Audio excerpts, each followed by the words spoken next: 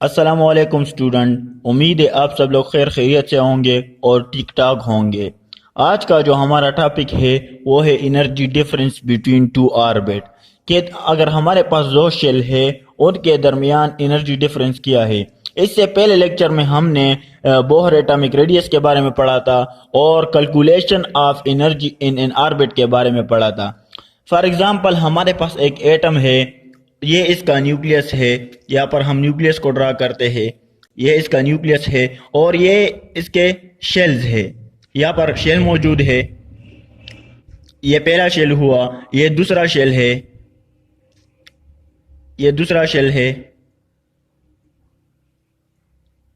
और यहाँ पर इसी तरह थर्ड फोर्थ फिफ्थ और सिक्स शेल, इसी तरह एंड सो ऑन। ये इसका न्यूक्लियस है, ये शेल्स है। ये हमारे पास अगर फर्स्ट शेल है तो ये सेकंड शेल है। इन दोनों के दरमियान एनर्जी डिफरेंस क्या है, इन दोनों के दरमियान एनर्जी डिफरेंस क्या है, इसको आज हम डिटरमाइन करेंगे। तो इसी को हम कहते हैं energy difference between two orbit के दो ऑर्बिट के दरमियान एनर्जी डिफरेंस क्या है। सबसे पहले हमने रेडियस को डिटरमाइन किया हुआ था कि रेडियस कितना है। इसके बाद हमने यहाँ पर जो इलेक्ट्रॉन मौजूद होते हैं इनकी एनर्जी को डिटरमाइन किया हुआ था कि इनकी एनर्जी कितनी होती है। ये जब यहाँ पर रिवोल्यूशन करते हैं तो इनकी एनर्जी कितनी होती है।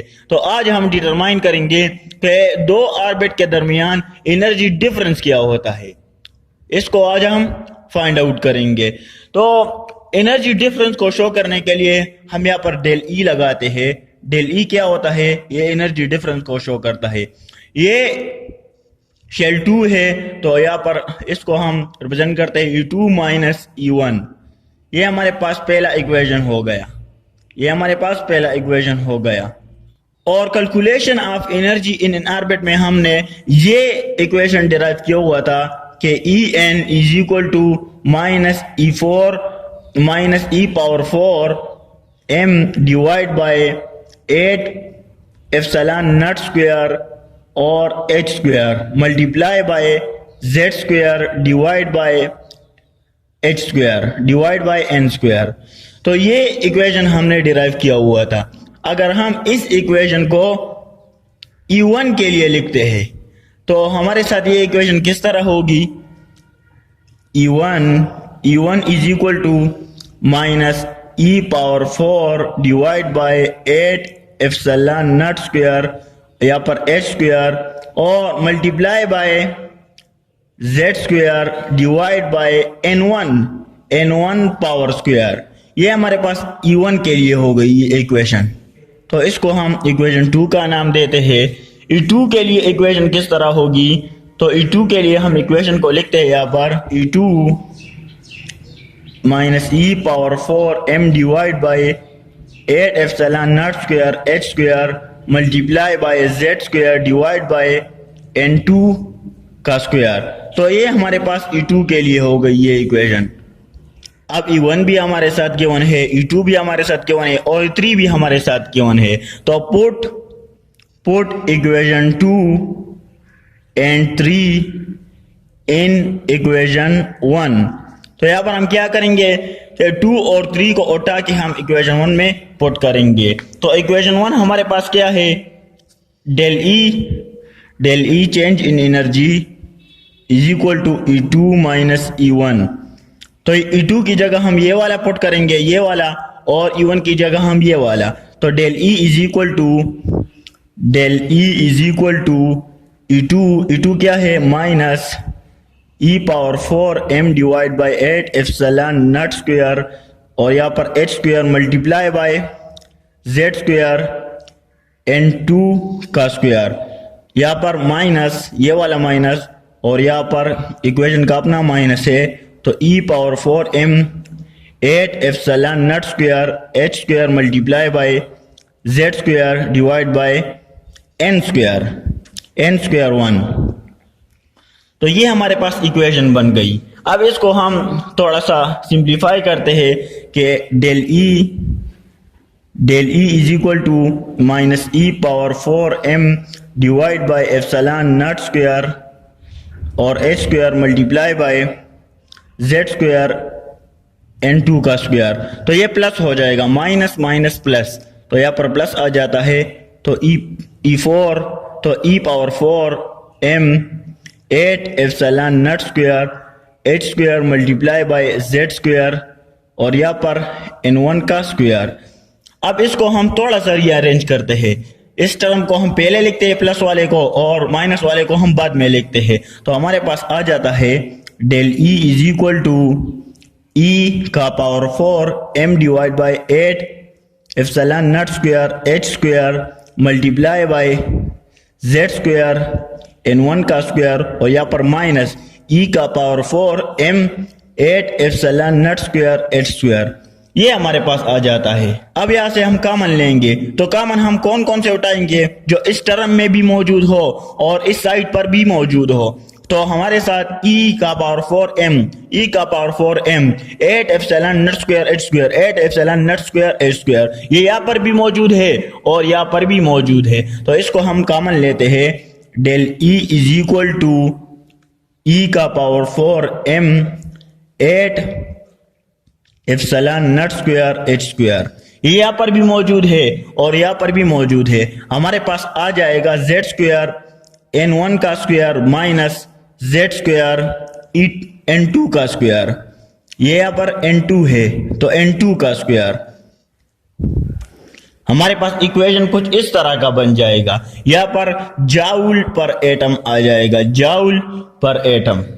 अब इसको हम मजीद आगे बढ़ाते हैं तो हमारे पास आ जाता है कि e power 4 m divide by 8 epsilon not square h square z square n1 का square minus z square n2 का स्क्वायर जूल पर एटम, ये इक्वेशन हमारे पास आ जाता है। अब यहाँ पर कांस्टेंट मौजूद है, कांस्टेंट मौजूद है, e का power 4 m 8 epsilon not square h square, e भी हमारे साथ कांस्टेंट है, m भी हमारे साथ कांस्टेंट है और एप्सिलॉन नॉट भी हमारे साथ कांस्टेंट है और h भी हमारे साथ कांस्टेंट है।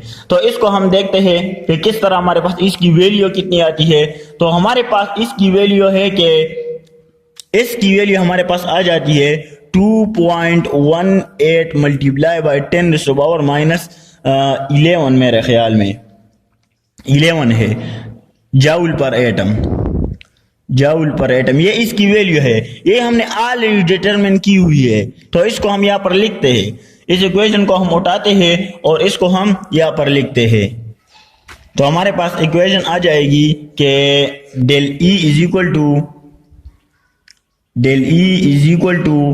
2.18 मल्टीप्लाई बाई 10 पावर माइनस 11 और यहाँ पर z का स्क्वायर n1 का स्क्वायर माइनस z का स्क्वायर और n2 का स्क्वायर, ये हमारे पास इक्वेशन आ जाएगी।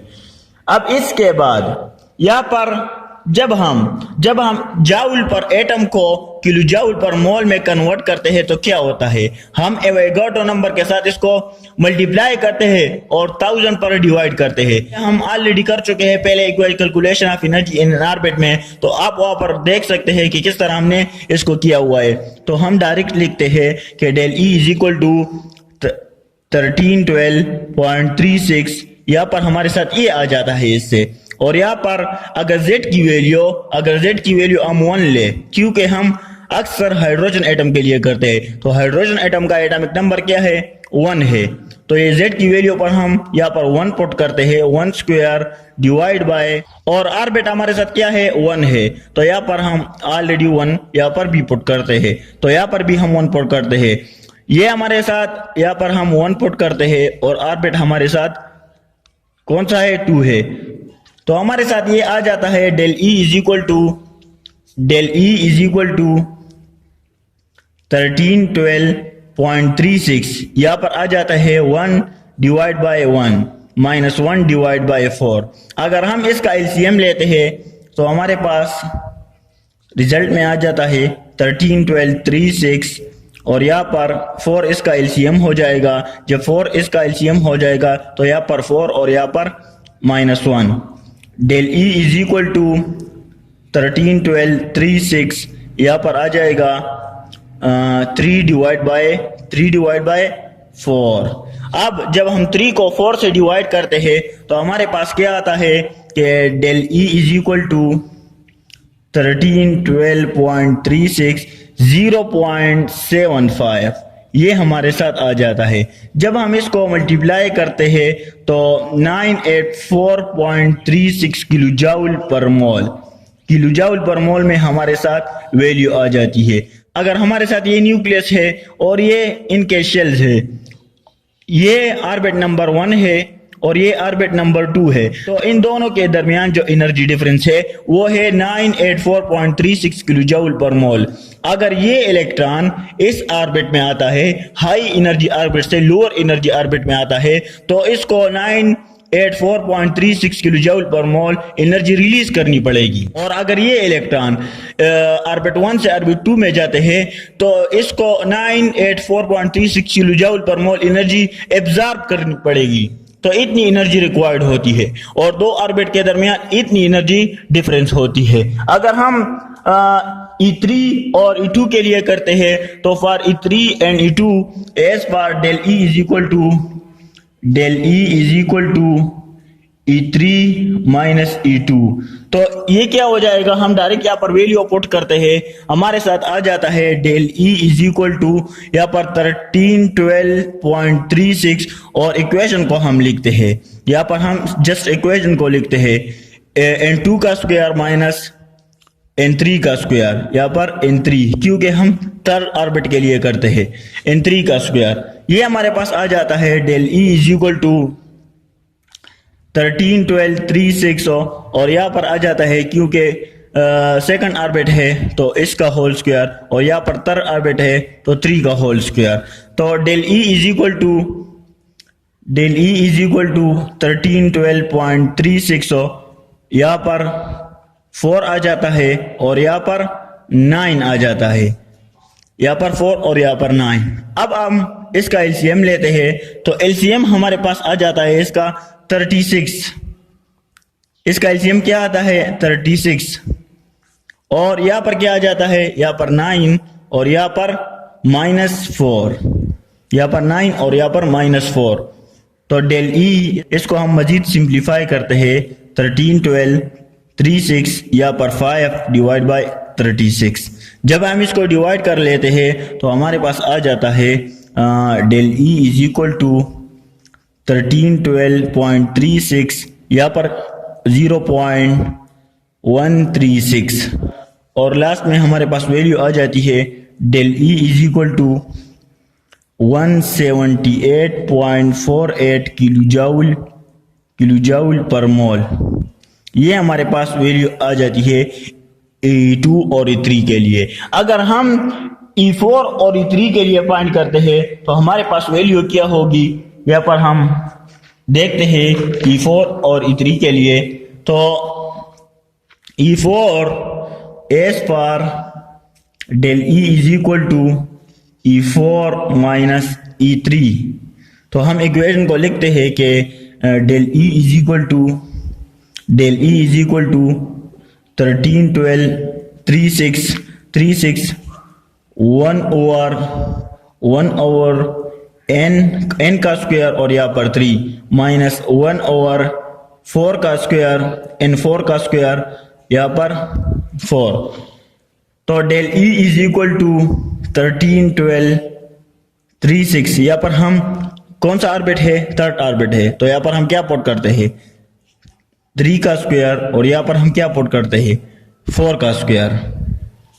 इसको हम सिंप्लीफाई करते हैं कि del E is equal to 1312.36 यहाँ पर 9 आ जाता है और यहाँ पर 16 आ जाता है, यहाँ पर 16 आ जाता है। अब हम इसका एलसीएम लेंगे तो del E is equal to 1312.36 यहाँ पर इसका एलसीएम हम लेंगे तो इसका एलसीएम हम लेते हैं, ये 144 आ जाता है और यहाँ पर 16 और यहाँ पर -9, यहाँ पर -9। तो del E is equal to 1312.36 यहाँ पर क्या 144 माइनस 16 माइनस 9 तो यहाँ पर 7 आ जाता है।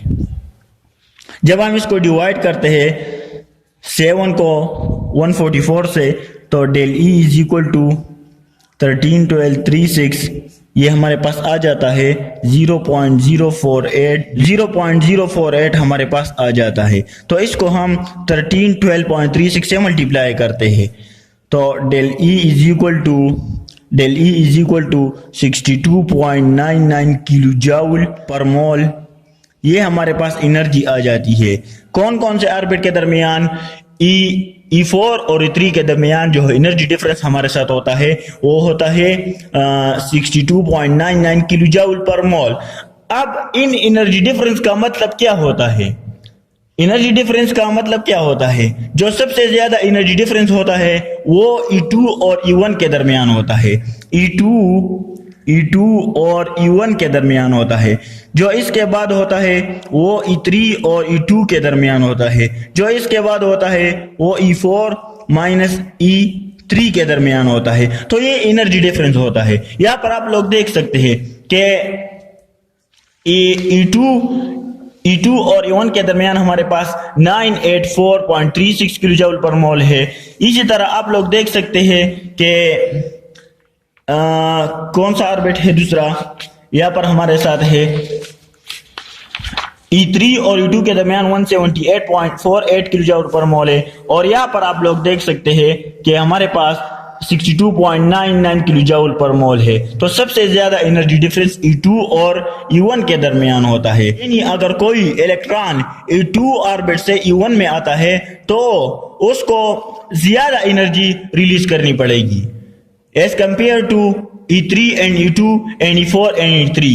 इसी तरह अगर कोई इलेक्ट्रॉन E3 से E2 में आता है तो उनकी जो एनर्जी रिलीज होगी वो 178.48 किलो जूल पर मोल होगी। इसी तरह अगर कोई इलेक्ट्रॉन E4 ऑर्बिट से यानी चौथे ऑर्बिट से तीसरे ऑर्बिट में आता है, फॉर एग्जांपल ये अगर हमारे पास न्यूक्लियस है और ये इनके शेल्स है, यहाँ पर शेल्स मौजूद होते हैं, तो ये ऑर्बिट नंबर 1 2 3 और यहाँ पर एक और ऑर्बिट हम ड्रा करते हैं। तो अगर कोई इलेक्ट्रॉन 4 ऑर्बिट से थर्ड ऑर्बिट में आता है तो इसके लिए जो एनर्जी रिलीज होगी, ये कितना अमाउंट ऑफ एनर्जी रिलीज करेगा? 62.99 किलो जूल पर मोल ये एनर्जी रिलीज करेगा।